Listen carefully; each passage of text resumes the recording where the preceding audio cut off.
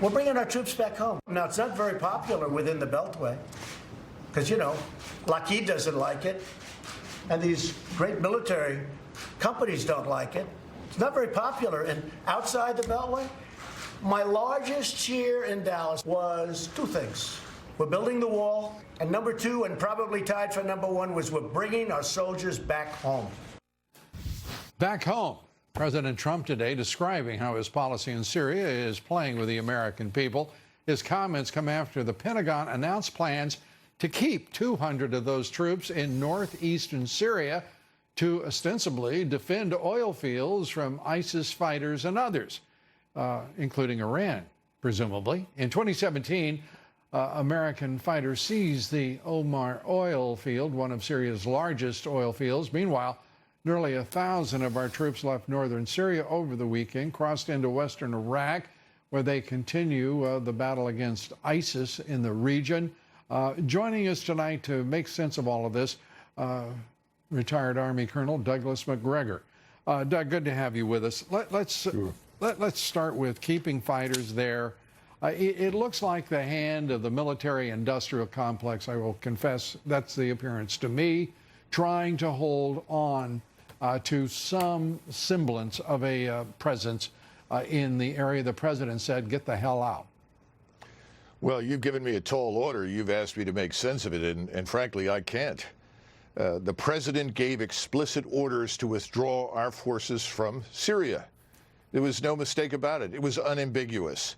And today, the Secretary of State suddenly, out of the blue, begins to talk about the alleged readiness of the United States to use military power against Turkey.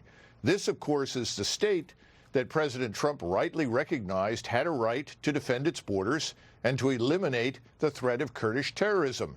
And at the same time, the Secretary of Defense announces, well, I may leave some U.S. forces in northeastern Turkey. Presumably, he would like to see some of them potentially killed by the Kurds, then blame the act on Turkey and precipitate a war with the Turks.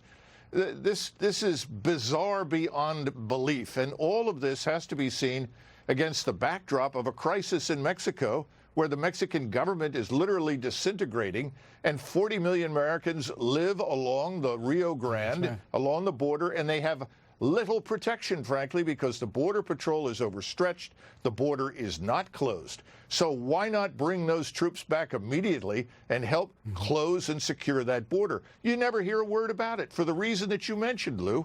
We're dealing with people on the Hill and apparently people inside the administration who are more concerned about enriching themselves in future politics by donors who want to keep us perpetually engaged overseas in these conflicts, even if it puts us at risk of war with Turkey. Remember, we have soldiers on the ground in Turkey, and we have 50 nuclear weapons there.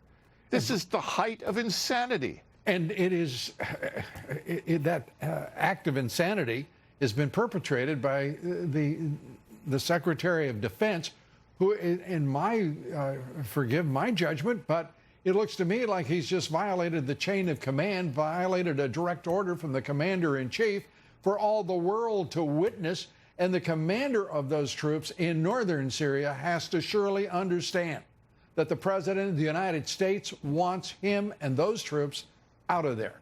And absolutely, as you said, unambiguous. But everything seems to be diffused into ambiguity in this Pentagon now. It is the strangest Pentagon I've ever witnessed. You're the military man, but when we see General Mattis and I won't, let's go through the list, defying direct orders from the president and getting away with it, shouldn't somebody be fired for this?